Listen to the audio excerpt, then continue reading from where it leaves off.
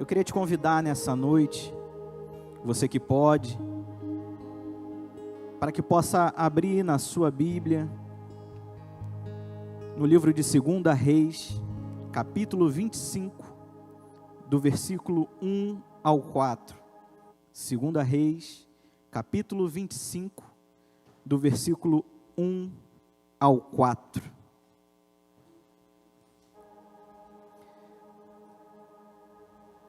Essa palavra, ela causou muito temor ao meu coração, porque esses dias nós estamos sendo levados e conduzidos às nossas novas histórias. E todas as vezes que nós somos conduzidos e levados a novas histórias, novos desafios acontecem, novas situações surgem, novas coisas se apresentam para cada um de nós.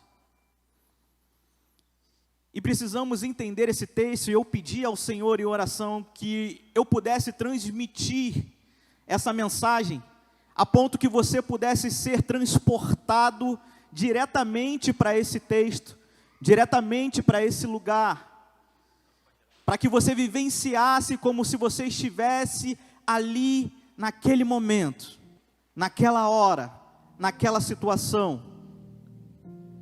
E para você que achou, eu peço que me acompanhe, ou então no telão aqui, em 2 Reis, capítulo 25, do 1 ao 4. Diz assim a palavra de Deus: Aconteceu que no 9º ano do reinado de Zedequias, aos 10 dias do 10º mês, Nabucodonosor, rei da Babilônia, veio contra Jerusalém. Ele e todo o seu exército sitiaram a cidade e construíram rampas de ataque ao redor dela. A cidade ficou sitiada até o 11º ano do reinado de Zedequias. Aos 9 dias do 4º mês, quando a cidade se via apertada pela fome e não havia pão para o povo da terra, a cidade foi rompida. Embora os caldeus estivessem em volta da cidade, todos os homens de guerra fugiram de noite pelo caminho do portão que fica entre as duas muralhas, perto do jardim do rei. Fugiram na direção do vale do Jordão. Glória a Deus por essa palavra.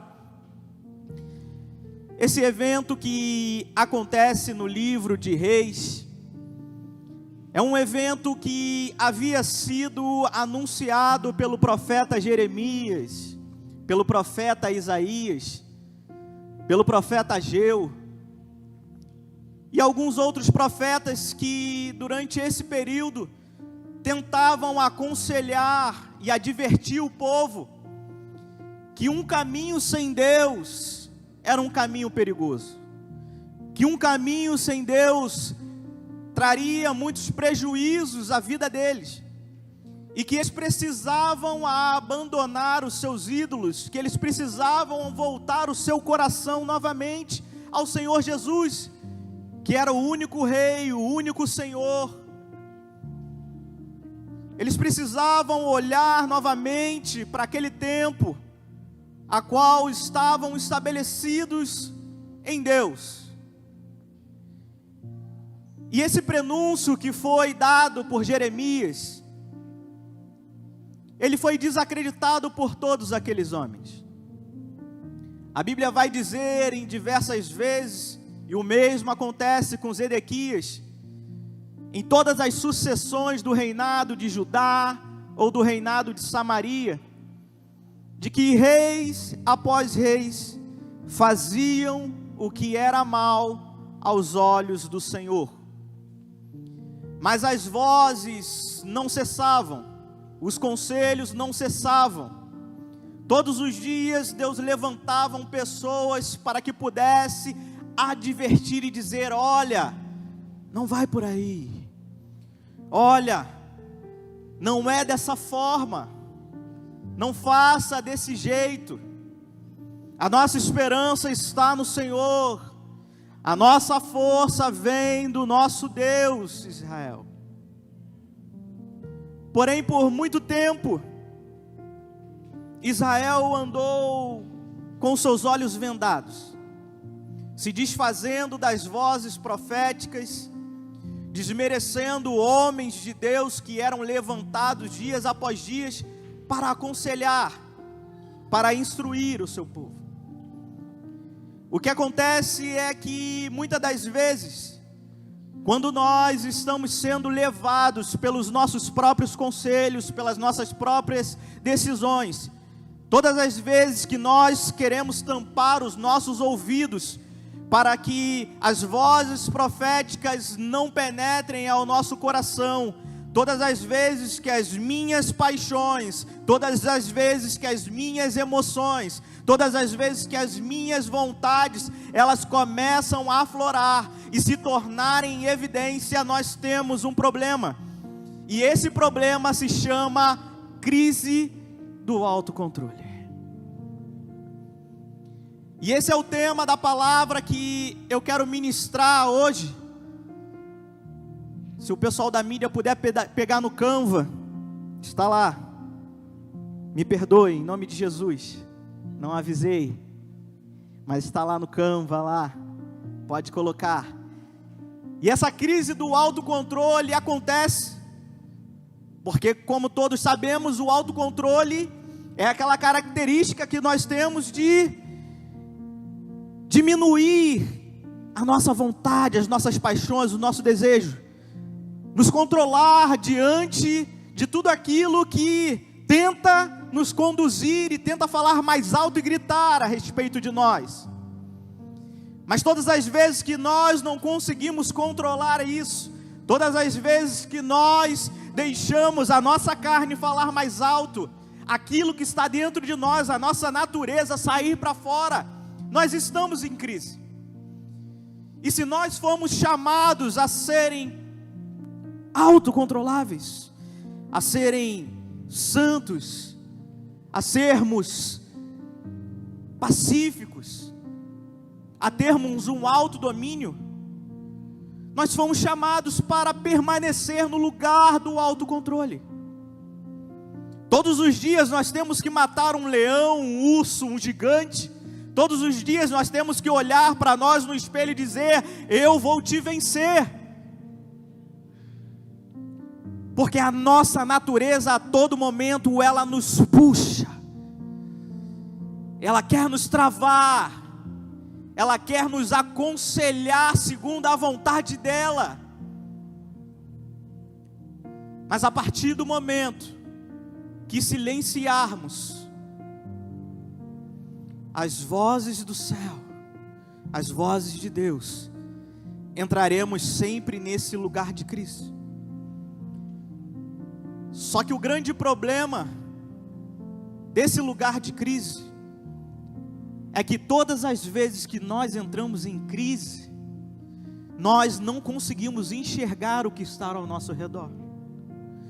Nós não conseguimos manter a calma e visualizar a situação, o que está se desenhando em nosso ambiente. E aquele povo judeu se encontrava assim.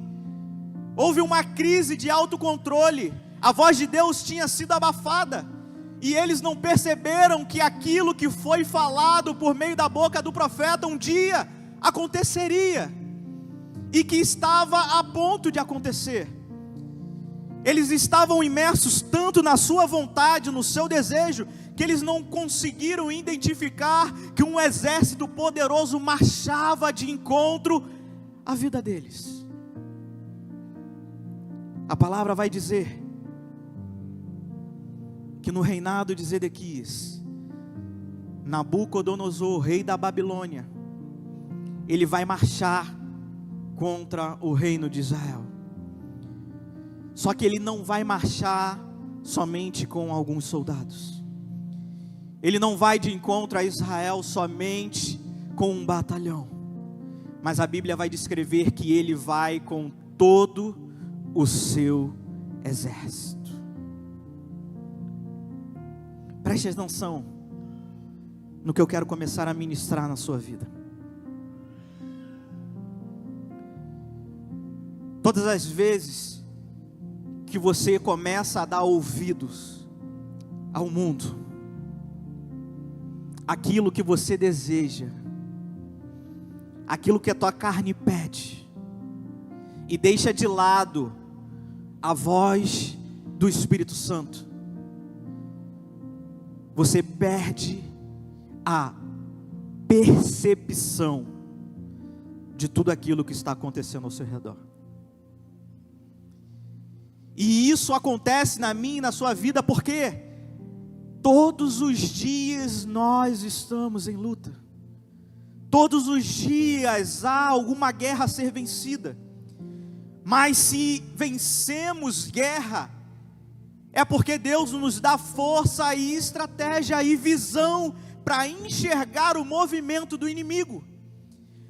Mas a partir do momento que eu estou enxergando o meu problema, a minha vida, as minhas questões, as minhas angústias, eu não percebo a movimentação externa no ambiente. E eu fico esperando ataques aonde não aconteceriam, e me permaneço vulnerável aonde ataques acontecerão. Entenda o seguinte: há muitos erros nas nossas vidas que nós consideramos erros contornáveis. Porque vamos aqui voltar nesse texto maravilhoso. O que ocorreu com Israel não foi um dia, não foi uma semana, não foi um mês. A Bíblia vai dizer que no 9º ano, diz assim comigo, 9, Nabucodonosor começou a ir contra Israel.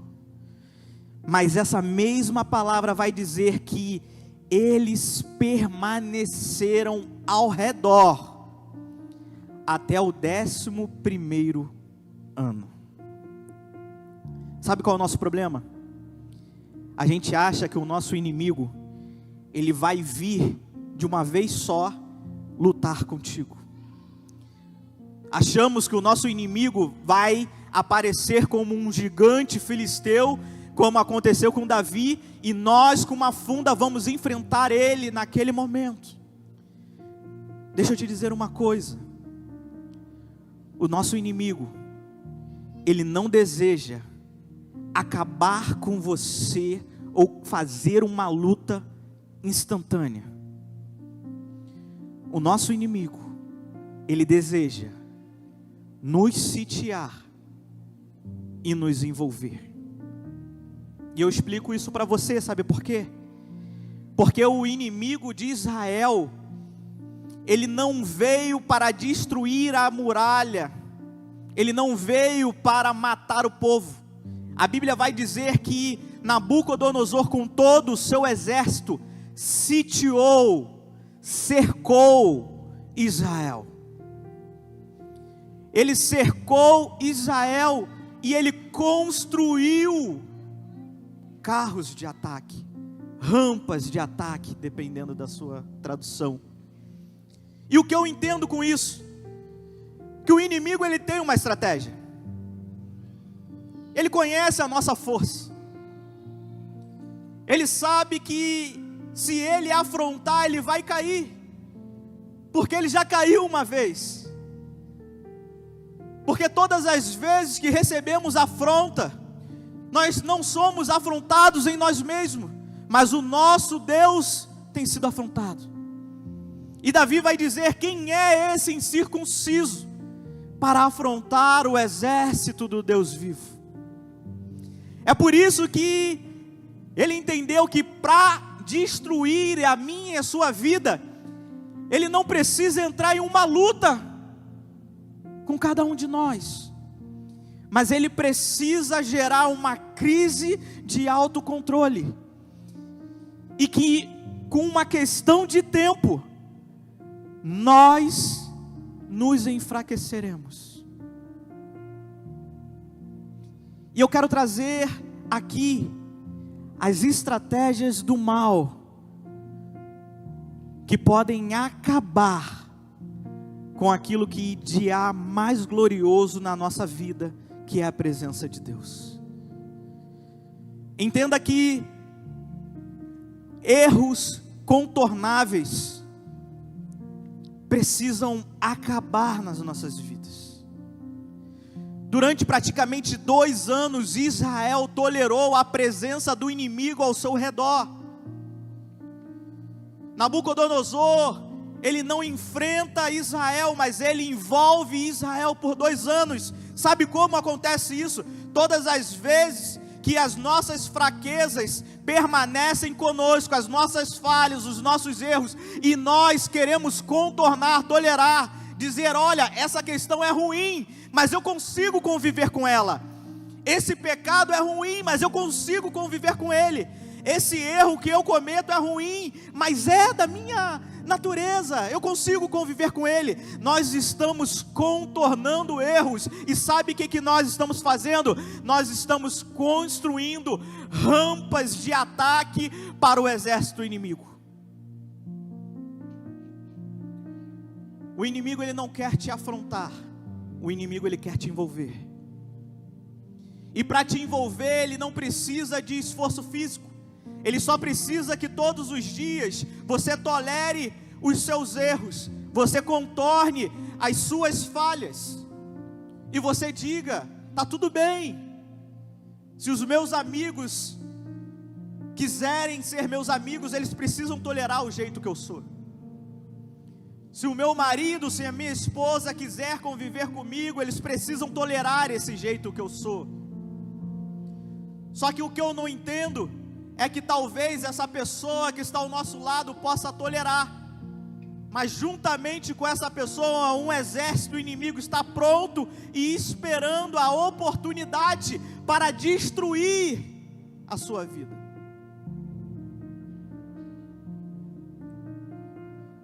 Há tantas guerras a serem vencidas, e Israel já lutou e já venceu tantas guerras, mas acontece que o que Israel achava é que o fato do inimigo não conseguir romper a muralha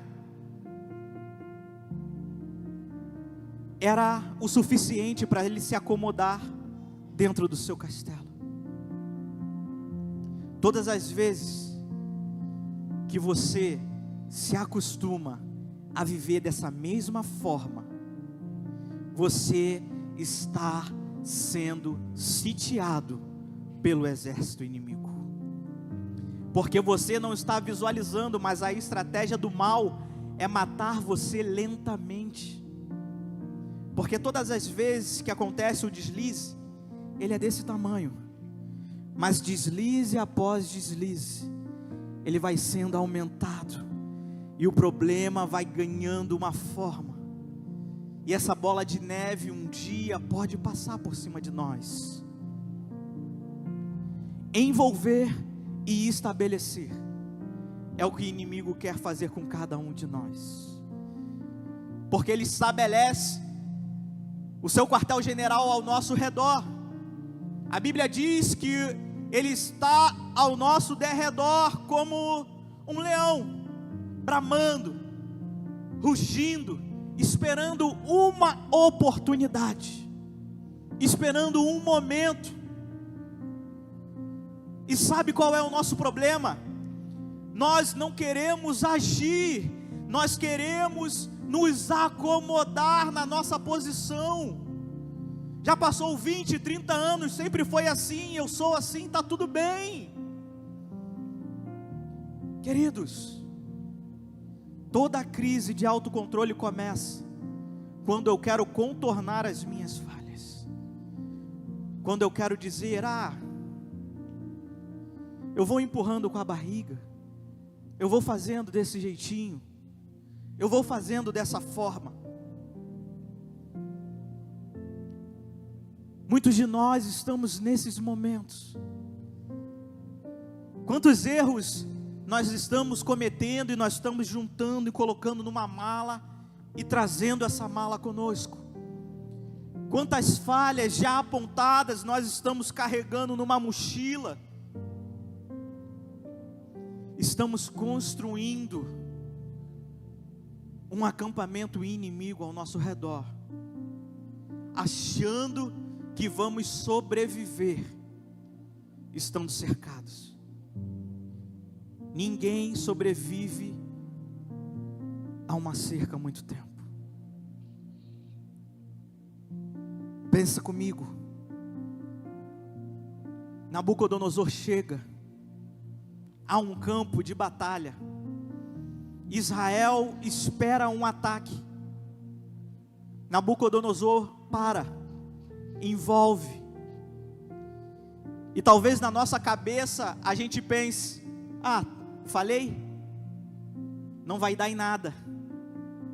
Não vai acontecer nada. Ninguém vai saber. Ninguém vai conhecer. Vai passar. As pessoas vão me aceitar. O tempo vai ajudar. Mas sabe o que acontece? O nosso tempo, as nossas questões, elas vai sendo aumentada tanto e tanto, que não temos percepção daquilo de que Nabucodonosor está fazendo contra nós. O estado de sítio, ele é perigoso. Por quê?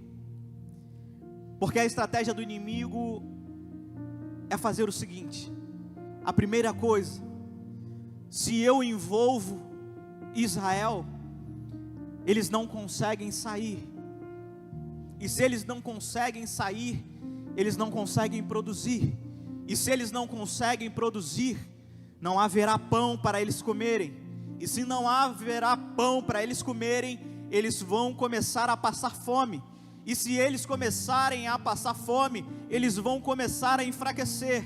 E se eles começarem a enfraquecer, eles vão começar a brigar. E se eles começarem a brigar, eles vão começar a achar culpados. E se eles começarem a achar culpados, eles vão se dividir. E se eles se dividirem, eles já não serão um, mas estarão vulneráveis para aquilo que eu vou fazer.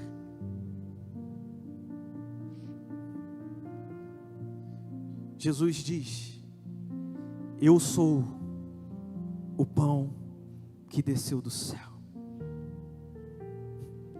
A primeira estratégia do inimigo para destruir a nossa vida é cortar a fonte de alimento para cada um de nós.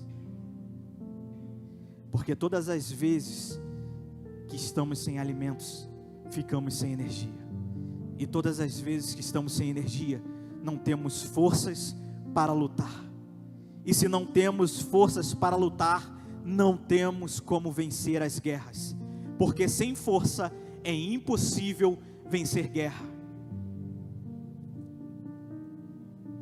A fome e a escassez espiritual de Israel fez com que eles começassem a entrar em desespero. Porque agora eles começam a perceber e cair em si: olha, o inimigo, ele tomou posse do nosso redor, tomou posse do nosso ambiente. O inimigo, ele está em todos os lugares, eu não tenho para onde sair. Esse problema virou um problema que eu já não vejo para onde escapar. Foram 2 anos tolerando, sendo envolvido. Foram 2 anos achando que aquele problema não iria ter prejuízos, não iria trazer coisas maléficas, não iria ter prejuízos na nossa vida. Porque nós somos assim. Temos a oportunidade de agir, temos a oportunidade de mudar, temos a oportunidade de fazer diferente, escutar as vozes de homens e mulheres que se levantam ao nosso redor, escutar a voz da palavra de Deus e mudar o quadro da nossa situação. Mas estamos tão acomodados em nossas próprias crises, que não percebemos que prejuízo traz ser envolvido pelos nossos erros. todas as vezes que as nossas falhas tomam conta do meu ambiente, eu perco acesso ao meu alimento. E você pode notar que os dias que você estiver mais enfraquecido são os dias que você menos quis ter acesso ao alimento. Os dias que você está com mais problemas é o dia que você menos sente fome. O dia que você tem mais questões a serem resolvidas, parece que há um embrulho, você não sente nem vontade de comer, porque há tantas situações para resolverem que já lhe perdeu a fome. Porque o inimigo nos cercando, ele corta a fonte de alimentação. A fome espiritual tem feito com que pessoas que estavam em fortalezas comecem a morrer, comecem a murchar. Mas o inimigo, ele não para por aí. De forma tão inteligente que ele é, e muitas das vezes nós subestimamos, ele entende que só a fonte de alimentação vai demorar muito para você perecer. Então ele tranca também a porta das alianças, porque se Israel já não pode sair, ele já não pode mais se comunicar, e se ele não pode mais se comunicar, ele já não tem mais como pedir ajuda, ele não tem mais com quem se relacionar, ele já não tem mais com quem ouvir. Por quê? Porque agora ele está aprisionado dentro do seu próprio problema. E acontece que o inimigo é tão sujo que ele consegue colocar na sua cabeça que o teu problema é tão grande que você não vai conseguir romper, que você já não é digno de ouvir a palavra, que você já não deve mais ouvir a voz de Deus. Mas não somente isso, ele começa a te afastar das suas amizades saudáveis. Você já não quer mais ouvir as pessoas que te aconselhavam. Você já não quer estar disponível às vozes que um dia eram vozes que você ouvia com tanto amor, com tanto respeito, a respeito de direcionamentos. Porque não há como mais acessar a esse relacionamento, porque o inimigo o cercou. Você se afasta da palavra, você se afasta dos amigos, e você se afasta dos seus sonhos. A terceira coisa que o inimigo faz é o rompimento com as perspectivas. Porque se agora eu já não tenho alianças, se agora eu já não tenho um alimento, o que sobrará para a minha vida agora? Será que existe algum sonho possível para alguém que está praticamente cercado, submerso em tantos problemas, em tantas questões? Será que há novas perspectivas para quem já está derrotado, para quem já não tem mais ninguém, para quem já não tem mais como fazer nada? O terceiro ponto: aprisionamento mental. Fome espiritual, rompimento de alianças, aprisionamento mental. E você percebe que não houve nenhuma guerra, mas que você mesmo está perecendo pelas suas próprias questões. O inimigo aqui em nenhum momento ele avança contra a vida dos judeus.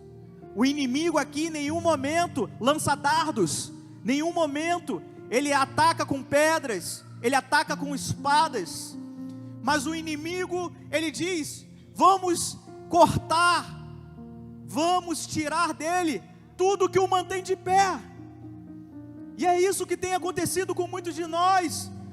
O inimigo, ele já não tem mais tentado te afrontar, o inimigo, ele já não tem mais tentado te humilhar, ele já não tem mais tentado entrar num campo de batalha contigo, porque ele sabe o Deus que você serve, sabe o que ele está querendo fazer hoje contigo, te envolver, porque te envolvendo, ele faz você se afastar dos seus amigos, ele faz você entrar num aprisionamento mental, se apequenar, se acovardar, se amedrontar, e ele tira a palavra de Deus da sua vida.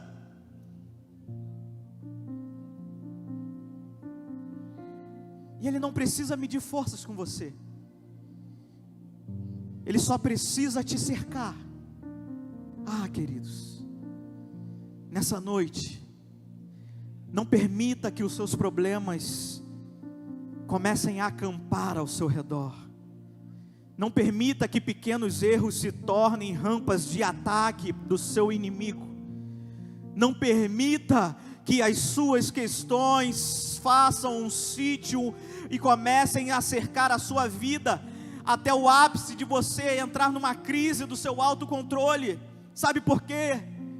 Porque quando o inimigo, ele te cerca dessa forma, quando o inimigo, ele te envolve dessa forma, aflora em você aquilo que há de pior, as suas paixões, os desejos.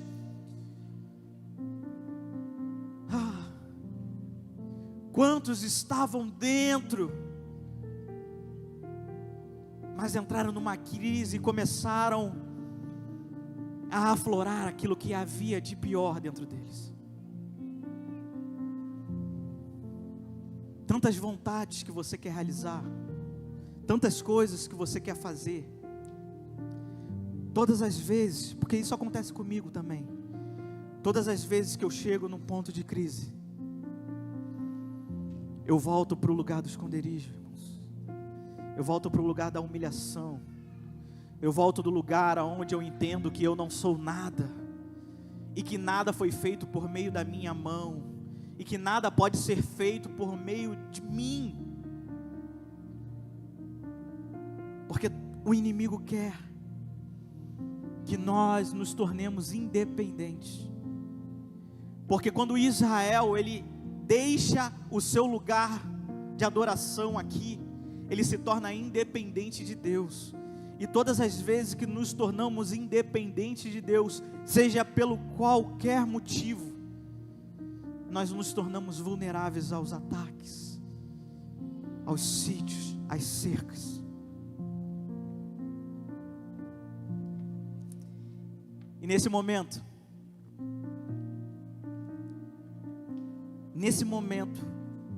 a palavra vai dizer o seguinte: quando, versículo de número 3, quando a cidade se via apertada pela fome, e não havia pão para o povo da terra, os muros foram rompidos, a cidade foi rompida, a cidade foi arrombada.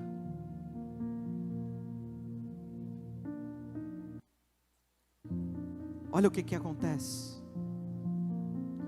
O inimigo, ele só destrói a nossa última linha de defesa quando nós estamos extremamente fragilizados em nossa vida. A gente tem olhado e visto muitas lutas, e achando que lutas grandiosas são as lutas que podem acabar conosco. Estamos minimizando as vozes que Deus tem enviado. Temos deixado os conselhos de lado.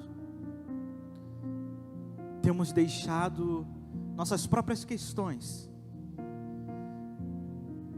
falar mais alto e inibir a voz de Deus em nossas vidas.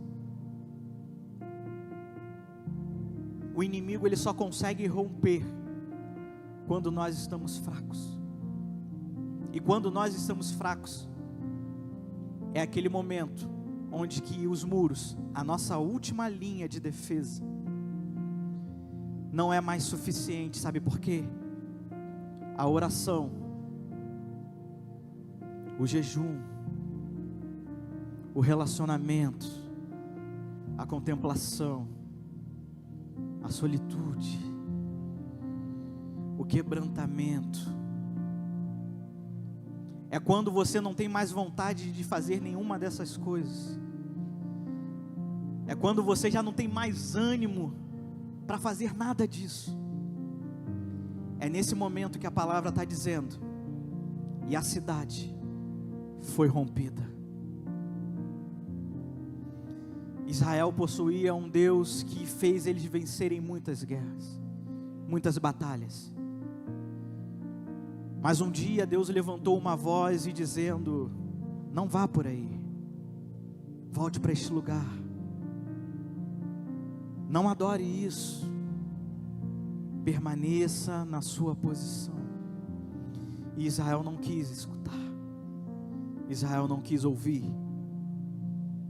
Israel foi perdendo amigos, Israel foi perdendo a palavra, Israel foi perdendo os sonhos. O salmista vai dizer: estávamos como os que choram, porque ele está relatando o exílio babilônico. Fomos tirados da nossa terra, padecemos, pagamos um preço alto, sofremos muito. Jeremias, conhecido como um profeta chorão, chorou amargamente pelo povo que não deu ouvidos a ele. E Deus fez 70 anos de escravidão sobre Israel. E eu não continuei, mas a partir do versículo 7, a Bíblia vai dizer que o templo, ele foi saqueado, o altar foi destruído. Sabe o que acontece? A adoração, ela se vai, o altar, ele se acaba. O problema, ele tem esse poder, o pecado, ele tem esse poder, as suas falhas, os seus erros, eles têm esse poder. Eles podem se infiltrar no seu ambiente, eles podem sorrateiramente começar a minar a sua vida, o seu relacionamento, a sua casa. Eles podem começar a minar os seus sonhos, eles podem começar a minar aquilo que você é, a sua identidade.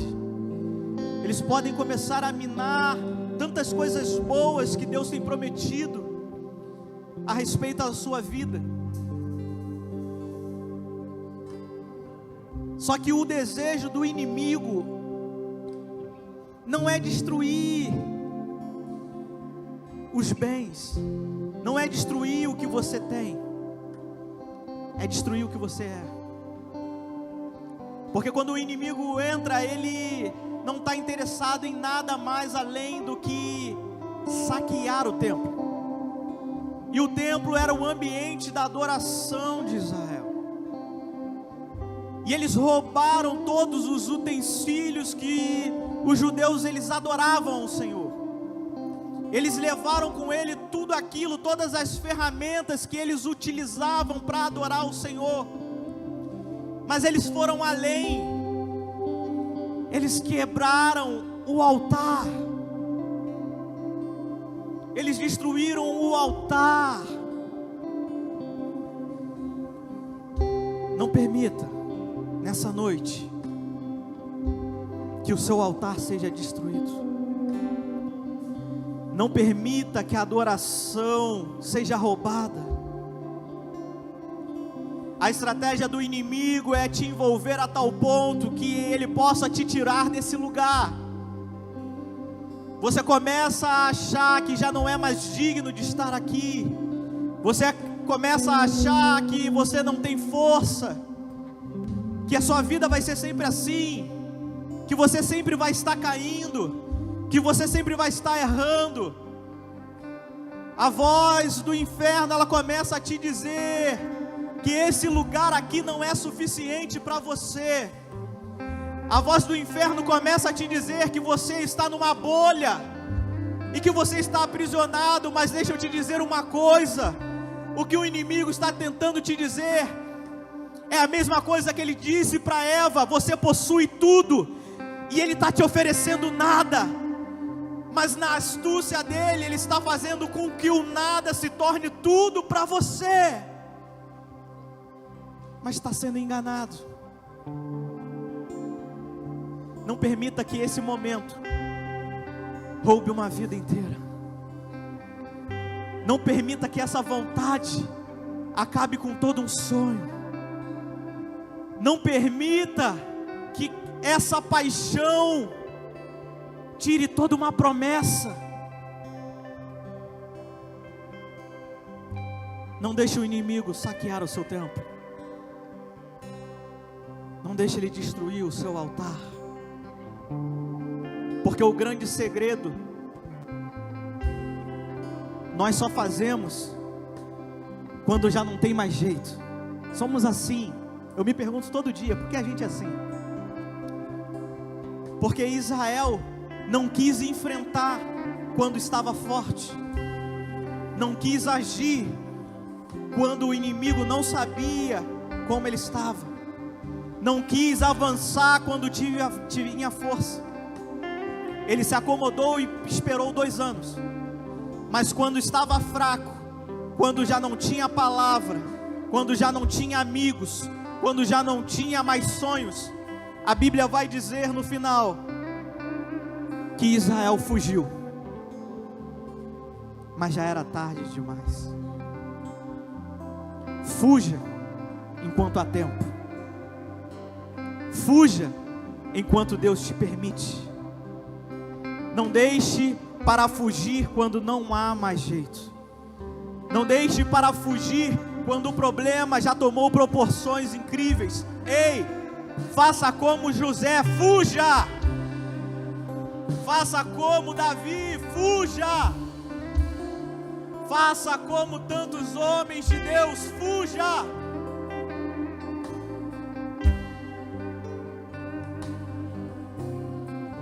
Porque a Bíblia nos ordena a fugir. Você não é super-herói. Você não é um super crente. Você não é uma pessoa incrível que não possa ser enlaçado pelas questões desse mundo. Você é alguém falho, de natureza pecaminosa, que a qualquer momento pode errar. Por isso, não flerte com os seus problemas, não flerte com os seus erros, não flerte com as suas falhas. Todas as vezes que o inimigo se apresentar à sua frente, fuja. Peça ajuda, chame pelos amigos, dobre o seu joelho, se renda aos pés de Jesus, se quebranta a Ele, porque a Bíblia vai dizer no profeta Jeremias, capítulo 29, versículo 11, é a solução de tudo aquilo que Israel precisava fazer.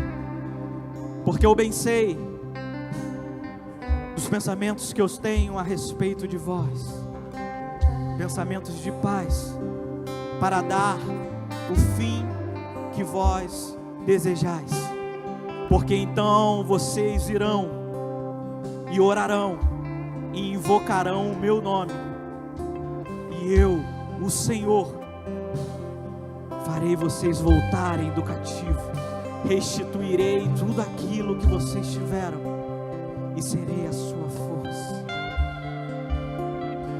Queridos, se Israel tivesse escutado Jeremias, ele não tinha perdido o seu templo, ele não tinha sido levado escravo. Você não é mais escravo das suas vontades, você já não é mais escravo dos seus desejos.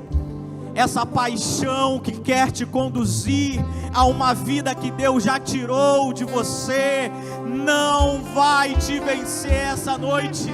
Jeremias está dizendo: ei, o Senhor conhece os pensamentos que tem a respeito de vocês. O Senhor conhece na intimidade cada um de vocês. Sabe o que você faz? Se prostra ao Senhor, vá até Ele, ore a Ele, se humilhe a Ele, e Ele diz: eu, o Senhor, restaurarei a sua vida, te levarei de volta, te conduzirei de volta a esse lugar. Não haverá mais desespero, não haverá mais fome espiritual, não haverá momentos mais de dúvida na sua mente, quando você for até a presença. Não espere para fugir disso hoje, não espere mais 1 ano, 2 anos, para resolver as suas pendências, para se libertar dessas amarras. Não espere mais 1 semana, não espere nem mais 1 dia. Corra para os braços de Jesus, corra para os braços de Jesus, porque Ele é o único que venceu o mundo. Ele diz: no mundo tereis aflições, mas tem de bom ânimo, Lagoinha, Rio Grande, porque Jesus venceu.